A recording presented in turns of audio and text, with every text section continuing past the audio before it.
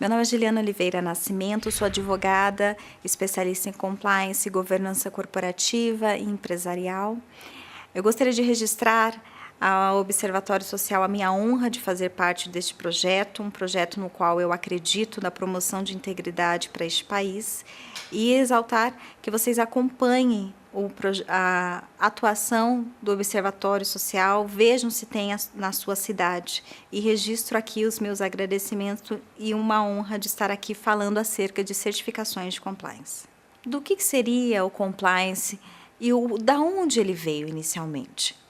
O compliance, ele é considerado uma das bases da governança corporativa juntamente com a questão da ética, que muitos anos já se perdura no Brasil.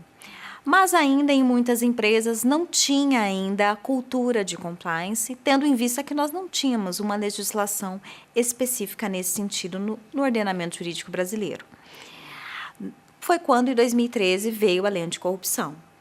E hoje, o que seria compliance? Hoje, o termo compliance vem do verbo to comply, que significa estar em conformidade, satisfazer e obedecer o que lhe foi imposto. Mas muito mais do que isso.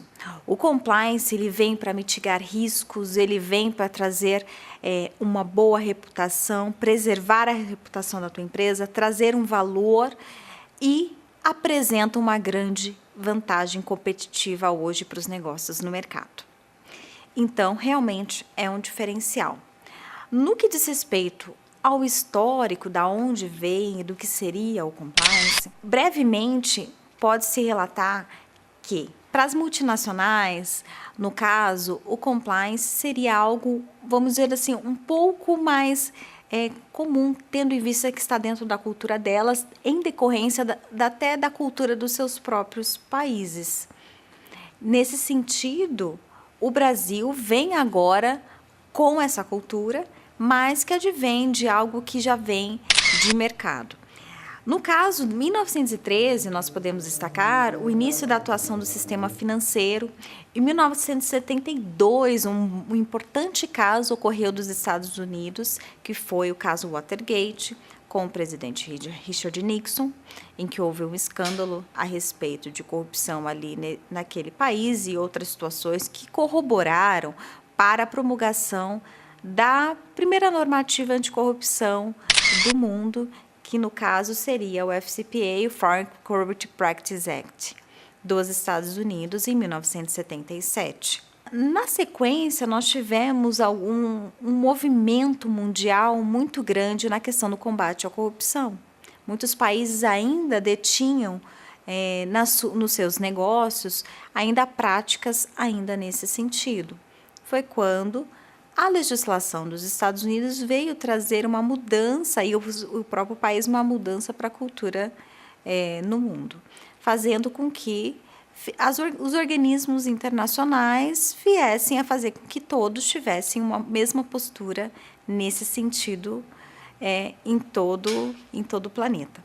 Foi quando vieram os importantíssimos tratados internacionais, no qual nós temos a Convenção Interamericana contra a Corrupção da Organização dos Estados Americanos, a Convenção sobre o Combate da Corrupção de Funcionários Públicos Estrangeiros em Transações Comerciais Internacionais da OCDE, e, na sequência, houve outra questão de crises no sistema financeiro. Em 2001, nós tivemos uma questão de terrorismo, que foi o caso do World Trade Center, no que houve aumento da regulação das instituições financeiras da forma de auxiliar o combate às organizações criminosas nesse sentido. Em 2002, a promulgação da Sarbanes-Oxley, também nos Estados Unidos, em razão das fraudes e escândalos contábeis. Em 2003, a Convenção das Nações Unidas contra a Corrupção. Em 2010, a Inglaterra promulgou a sua própria legislação, também no combate à corrupção, no caso, tendo uma aplicação tanto à corrupção pública quanto à corrupção privada. Em 2013, no Brasil, nós tivemos a promulgação da Lei da Empresa Limpa, a conhecida Lei Anticorrupção, a Lei 12.846 de 2013, que, em 2015, veio a ser regulamentada pelo Decreto 8.420 de 2015. Tendo a previsão ali específico dos parâmetros e do que seria um programa de integridade, porque a lei denomina o programa de compliance dessa maneira, nos artigos 41 e 42.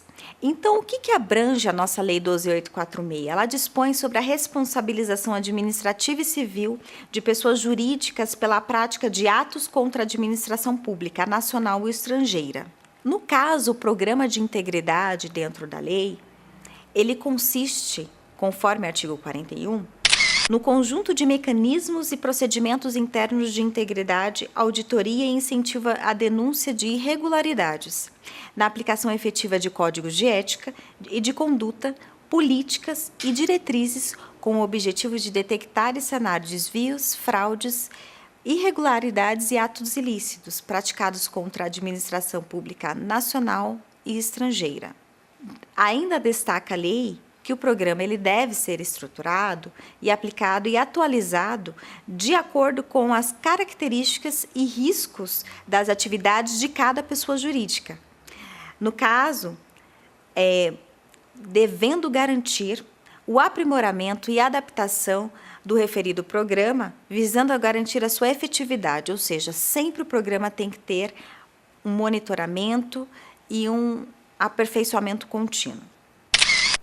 Quando você trata nesse sentido de programas de integridade, alguns princípios e diretrizes eu acho que são importantes, que fazem parte dele. A questão da ética, da transparência, a responsabilidade, a integridade, a justiça, a equidade, a eficiência, a moralidade e a legalidade.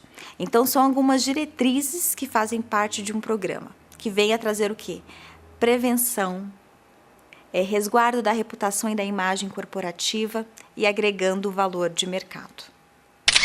Então, qual o objetivo de compliance?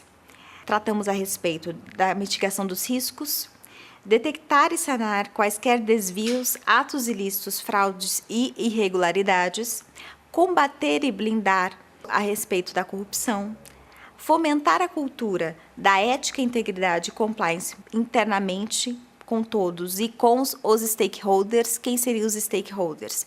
As partes interessadas, todos aqueles que estão envolvidos no negócio. Internamente, colaboradores, fornecedores, clientes, acionistas, todos os que estão ali dentro da cadeia envolvidos dentro da empresa. A preservação da imagem da marca, a conformidade nos processos e trabalhando também a integridade das pessoas e fazendo com que isso venha a gerar uma imagem de uma empresa que traz credibilidade, boa fé e atua com transparência nos negócios. Como alguns pilares de compliance, até para que nós possamos entrar na questão da certificação, é importante destacar alguns pontos. O primeiro, a lei traz ali no artigo 42 os parâmetros de um programa de compliance, trazendo ali as disposições em 16 incisos. De forma um pouco mais resumidas, posso insiro isso em programa de um compliance estabelecido por pilares. Então, o primeiro pilar seria o comprometimento da alta direção. É muito importante que a alta direção seja o exemplo. Afinal, o tom de um programa de compliance, ele vem de cima. O exemplo, ele vem daqueles que estão na direção da organização.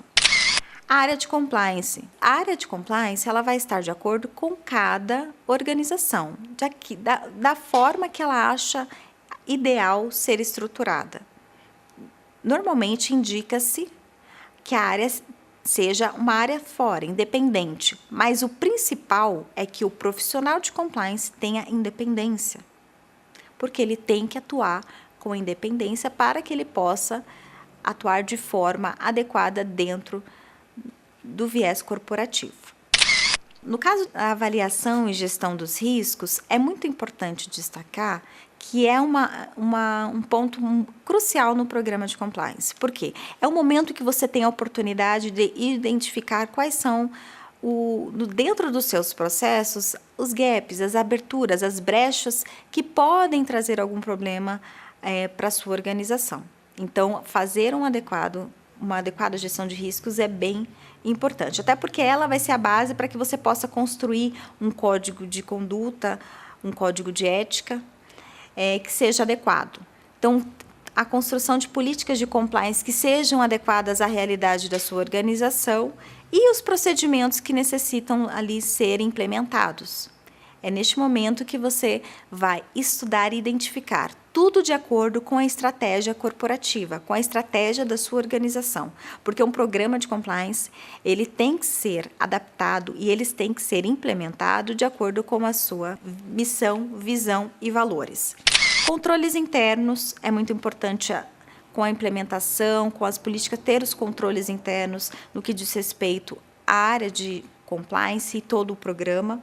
Canal de denúncias, com oportunidade, inclusive com previsão legal nesse sentido, ali no inciso do artigo 42, com a possibilidade de haver uma denúncia que seja anônima, com processos robustos ali de verificação das denúncias, com respostas ao denunciante a respeito das tratativas tomadas, do que foi determinado, e com canais que tragam credibilidade e segurança para aqueles que estão fazendo a denúncia. É muito importante destacar.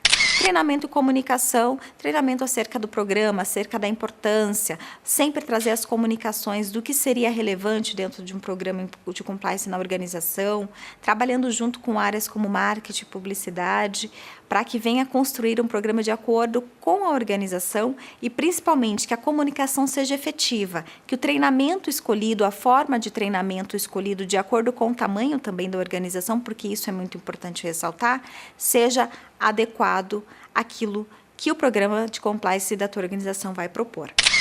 Do diligence, no caso, diligência de terceiros, preciso conhecer quem está tendo relações de negócios dentro da minha organização. Quem é essa empresa? É uma empresa que realmente tem uma conduta ética, de transparência? Quem são as pessoas envolvidas nela?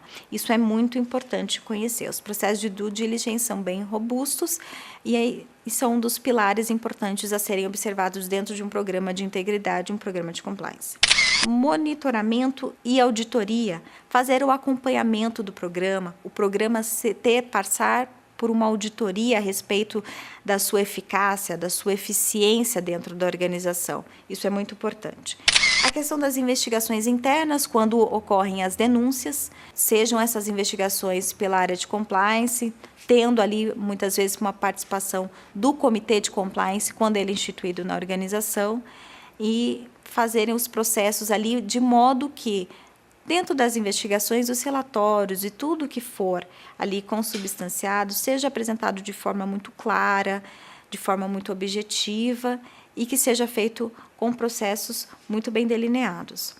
No caso de violações, normalmente com previsão já no Código de Conduta a respeito das violações a respeito do programa de compliance, da integridade e quais são as violações a respeito do que a organização instituiu ali como regras específicas nesse sentido. Então, ali para a matriz de um programa de compliance efetivo, tem a questão da avaliação, a implementação, o controle, a prevenção e o combate quando ocorrer a situação, que demande uma atuação do caso do profissional que está ali na frente do programa de compliance, o diretor de compliance, o compliance officer, alguém que está ali na frente dando o tom no caso do programa. Governança corporativa faz parte. A governança corporativa traz a questão da transparência, equidade, prestação de contas e responsabilidade corporativa. Por que menciono da governança corporativa? Porque dentro dela, dentro de uns pilares, está a questão do compliance, que é o que nós estamos falando, e dentro das certificações, que é o nosso tema de hoje, ela menciona a respeito da importância da governança corporativa também para a questão do compliance. Então, como eu já relatei e agora enfatizo, o programa de compliance eles têm que ser estabelecidos de acordo com o planejamento estratégico da organização. Cada organização estabelece sua missão, sua visão e os seus valores.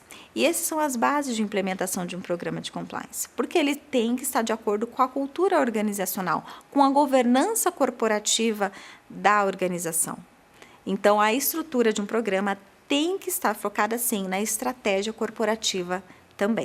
Agora, vamos tratar a respeito de certificações de compliance. É interessante pontuar inicialmente que existem fóruns internacionais de sistema de avaliação de conformidade. Um deles é aquele que é o Fórum Internacional de Normatização, é a conhecida ISO. A ISO é um fórum internacional de normatização, é uma federação mundial de órgãos nacionais que são membros da ISO.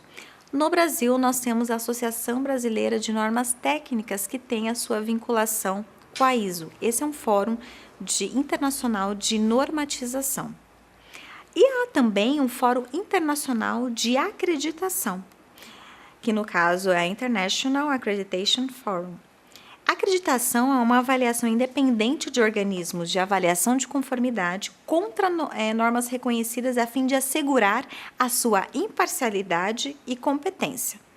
Os organismos de acreditação estão estabelecidos em muitos países com o objetivo principal de assegurar que os organismos de avaliação de conformidade estejam sujeitos à supervisão por um organismo competente.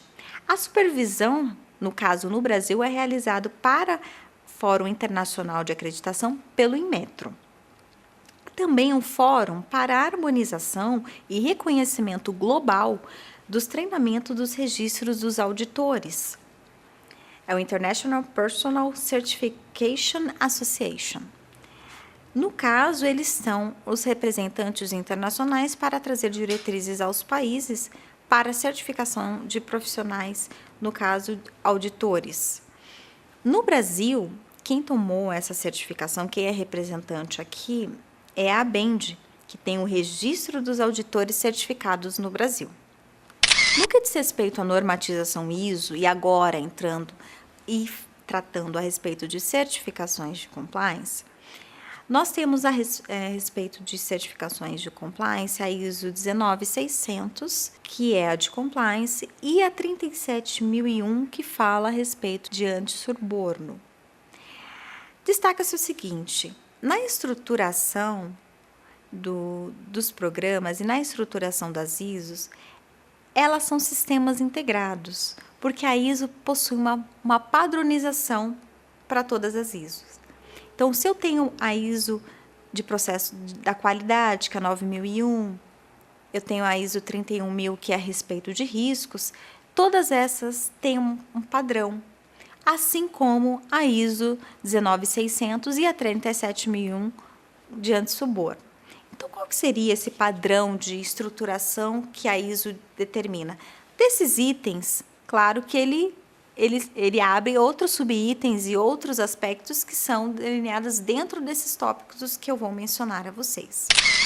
Então, eu tenho o escopo, que é o escopo da norma, no caso nós estamos abordando a 19600 e a ISO 37001, as referências normativas dessas normas, termos e definições, contexto da organização, liderança, planejamento, apoio, operação, avaliação e desempenho, e o 10º ponto, que é a melhoria, sendo esses pontos delineados de acordo com cada norma. A ISO 19600, que é um sistema de gestão de compliance, ele permite que uma organização, de forma simplificada e pontual, demonstre o seu comprometimento com o cumprimento das leis e procedimentos internos, além da observância de requisitos legislativos, normas de organização aliadas às boas práticas de governança corporativa, ética e transparência. No caso da ISO 37001, ela é a ISO antissuborno, cabendo destacar que aquela que é certificada no Brasil é a 37001. Então, a que é certificável, a ISO certificável é a 37001.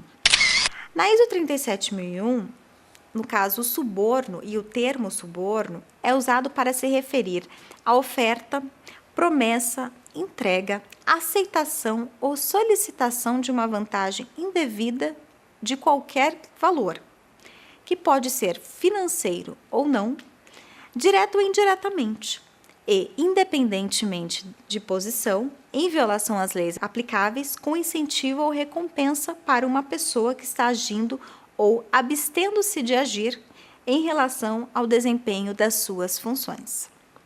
Para obtenção da certificação da ISO 37001, eu devo cumprir todos os requisitos ali previstos na norma. Dentro daqueles tópicos que eu mencionei anteriormente, dos 10 tópicos, ali a descrição dos requisitos detalhados do que a norma indica. Como se trata de uma norma que é internacional, alguns aspectos deverão ser compatíveis à nossa legislação brasileira. E isso é importante o olhar do profissional do compliance para que venha se adaptar, cumprir integralmente a ISO, ao mesmo tempo ter um olhar para a construção do seu programa de modo a ser certificável com o que dispõe a legislação brasileira, nesse sentido, seja a lei anticorrupção, no caso, ou outras legislações que sejam aplicadas ali nesse sentido. E devendo ter um cuidado, né, no caso da sua aplicação, em razão da dinâmica das organizações, olhando a estratégia. Por quê? Porque eu não posso trazer uma questão que seja fora dos requisitos, fora da legislação, mas, ao mesmo tempo, eu tenho que criar um programa de compliance que seja adequado à minha realidade, a realidade da empresa na qual eu atuo, da organização que atuo. Há também uma certificação brasileira que é a DSC 10000. A DSC 10000, ela traz diretrizes de sistema de compliance e ela foi elaborada por especialistas na área de compliance aqui no Brasil. Então, é uma norma especificamente criada com diretrizes brasileiras, ou seja, olhando a realidade do nosso país. Grandes especialistas ali fizeram e construíram essa normativa. O mercado tem trabalhado muito também com esse tipo de certificação, tem atuado com isso. Muitas empresas já estão aplicando a certificação DSC 10000 nas suas organizações e ela traz esse diferencial porque é uma realidade ao mercado brasileiro. Ela especifica requisitos de um sistema de compliance quando a organização necessita e deseja, ou mesmo opta, por evidenciar a existência de um mecanismo de prevenção e detecção de atos ilícitos e ou contrários aos princípios da ética e integridade nos negócios. Quais são as bases, ou seja, os pontos que são abordados ali na DSC 10000? Traz primeiramente a questão das generalidades. Qual seria a sua aplicação? Os requisitos gerais, os requisitos legais, os requisitos de documentação, responsabilidade da direção, qual é a estrutura de um programa, quais seriam os adequados processos e controles, gestão de riscos, comunicação e treinamento, processos e situações que representem riscos, interfaces internas dentro da organização, medidas e ações disciplinares e melhoria contínua. Então, são dentro desses tópicos específicos que traz ali a diretriz da certificação, ou seja, o padrão que ela delineia, que a sua empresa tem que ter para que possa ser certificada através deste sistema. A respeito do selo Proética, é também um diferencial no mercado. É onde uma organização, no caso do Ministério da Transparência, Fiscalização e Controladoria Geral da União, e é aplicado como? Para as empresas comprometidas com a ética e integridade. O Cadastro Empresa Proética é uma iniciativa do Ministério da Transparência, Fiscalização e Controladoria Geral da União e do Instituto Ethos, que avalia e divulga as empresas voluntariamente engajadas na construção de um ambiente de integridade e confiança nas relações comerciais, inclusive daquelas que envolvem o setor público. O selo Proética, para que a empresa possa alcançar o selo, ele é baseado numa pontuação, que eu vou explicar quais são os itens dessa pontuação para a empresa possa receber esse selo. Destacando que é um selo de um governo. Então, é um diferencial, sim, de mercado as empresas que conseguem receber ali o selo de empresa proética. É muito importante destacar que o próprio governo está demonstrando com o comprometimento das empresas e apresentar a documentação e todos os requisitos, que aquela empresa cumpriu aquilo que é entendido como um programa de integridade ideal e que é eficiente. O objetivo do programa, do selo Proética, é fomentar no setor privado a implementação de medidas de promoção da ética e da integridade contra a corrupção, além de conscientizar empresas sobre o seu relevante papel no enfrentamento da corrupção ao se posicionarem afirmativamente para a prevenção e pelo combate de práticas ilegais e antiéticas em defesa de relações socialmente responsáveis. Reconhecer as boas práticas de promoção da integridade e de prevenção da corrupção em empresas que adotam medidas para a criação de um ambiente mais íntegro, ético e transparente no setor privado, em suas relações com o setor público e reduzir os riscos de ocorrência de fraude e de corrupção nas relações do setor público e o setor privado. Para que a organização possa alcançar o Proética, existe uma pontuação máxima do questionário, que é de 100 pontos, divididos entre 6 áreas da seguinte maneira. Primeiro, comprometimento da alta direção e compromisso com a ética. A empresa tem que evidenciar, através dos seus documentos, através da demonstração de como está o seu programa de integridade, que a sua empresa tem um comprometimento da alta direção e o efetivo compromisso com a ética. Esse item vale 20 pontos. O segundo item está dentro das políticas e procedimentos. Como mencionei anteriormente, cabendo destacar que você tem que olhar para dentro da sua organização e criar sempre políticas que sejam adequadas à sua realidade. E aqui as políticas e procedimentos são pontuadas dentro do selo Proética e valem 25 pontos. Comunicação e treinamento. Dentro dos pilares que nós comentamos anteriormente, a comunicação e o treinamento também é pontuado. São 15 pontos e, no caso, deve-se apresentar como se evidencia o relatório, a apresentação, fotos dos treinamentos, como é a comunicação dentro da organização a respeito do programa de integridade, como foram os treinamentos com os colaboradores, os treinamentos ali com os fornecedores. Teve a cultura de compliance implementada ali. Além de treinamento, se porventura a empresa fez uma semana em prol de fomentar a questão do compliance, trazendo palestras, coisas a respeito, porque tudo isso é comunicando o compliance, além de ter o treinamento de políticas, procedimentos, eu também tenho uma comunicação sempre a respeito do programa que deve ser efetiva, de acordo com a realidade da minha organização. Outro item é os canais de denúncia e remediação. Esses valem 15 pontos. Análise de risco e monitoramento.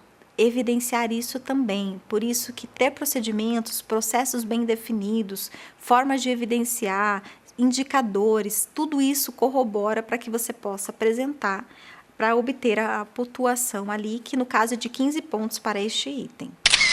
Transparência e responsabilidade social são 10 pontos. E todas essas 6 áreas, o Proética apresenta no seu regulamento quais são todos os subitens que devem ser atendidos. Mas as 6 áreas, vamos dizer assim, maiores são essas. Então, comprometimento da alta direção com o compromisso da ética, políticas e procedimentos, comunicação e treinamento, canais de denúncia e remediação, análise de risco e monitoramento, transparência e responsabilidade social. Um ponto a destacar é que serão consideradas aprovadas para figurar na lista de empresas Proética as empresas que obtiverem pontuação igual ou superior a 70 pontos e que tenham obtido, no mínimo, 40% da pontuação em cada área do questionário. Há um questionário dentro dessas áreas que eu apresentei aos senhores. A empresa que não alcançar, no mínimo, 40% em cada uma das áreas, ainda que a somatória tenha feito mais de 70 pontos, será considerada não aprovada e não figurará na lista daquele ano. Também será considerada não aprovada a empresa cuja somatória de pontos seja inferior a 70 pontos. Agora, o importante, quais seriam os benefícios da certificação? Hoje, as certificações ainda estão começando no mercado. A realidade atual do Brasil é esta. E é importante destacar que a certificação ela corrobora o teu programa de integridade. Pode ser que o programa é muito efetivo, mas ela ainda é vamos dizer, é um plus, um a mais que o seu programa vai ter. Porque, além de você ter um programa que pode ser efetivo, eu tive um órgão, uma diretriz de um processo que ela foi auditada e certificada, e eu tenho aquela apresentação. Isso é importante também quando muitas vezes você tem relações contra outras organizações que querem que você evidencie isso um pouco de forma mais robusta, ou mesmo se você participar de licitações com órgãos públicos que exigem agora, porque nós já temos legislações, como no Rio de Janeiro, no Distrito Federal, que exigem, algumas organizações também, que exigem que para a contratação com a administração pública eu tenho que ter um programa de integridade que seja eficiente. Eu tenho que evidenciar isso. Uma certificação, ela colabora ainda mais nessa evidência, porque no caso você implementou, trouxe uma auditoria, que tem que ser, recomendo ser auditado, já vamos falar acerca disso, e foi certificado por uma empresa que obtém um selo para que possa certificar o seu programa. Então, quais são os benefícios da certificação? A credibilidade e a boa reputação que você traz para a organização. A confiança nas suas redes de negócio, agregando valor. Gerenciamento de riscos e controle, além do monitoramento. Reconhecimento nacional e internacional relevante. Melhoria contínua dos seus processos. Ética, a integridade e a transparência, além da boa-fé. A questão da vantagem competitiva. Então, é importante destacar que esses pontos são alguns dos benefícios das certificações no caso de compliance. É importante que dentro da organização, pessoas sejam capacitadas para serem auditores e também que você tenha auditoria externa e que quando for fazer a certificação, a escolha da empresa certificadora, também ter alguns cuidados na escolha dessa empresa, verificação de reputação de mercado, qual que é a sua atuação. Isso é muito importante para que venha se consolidar a sua certificação de uma maneira adequada. E é claro, hoje o compliance ele é um tema muito relevante para o Brasil a todo momento. Ele é o assunto do momento no nosso país. E ele não é um custo, ele é investimento. Nessa matéria da Isto é Dinheiro, que eu fiz questão como é uma matéria pública, para evidenciar isso, um programa de compliance, ele não é custo, ele é investimento. Uma certificação de compliance pode ser para você um investimento muito importante para a sua organização. E você vai ter o quê? Uma vantagem competitiva no mercado. Hoje, muitos órgãos, como o próprio Banco Central e muitos outros, já estão regulando ainda mais a exigência de programas de integridade. A Bolsa de Valores, a Comissão de Valores Mobiliários para as empresas de novo mercado estão nesse sentido. Então, é importante que as empresas venham a cada dia mais consolidar os seus programas. Acredito que as certificações de compliance são extremamente positivas nesse sentido e pode trazer diretrizes extremamente relevantes para a sua organização. Muito obrigada, fico à disposição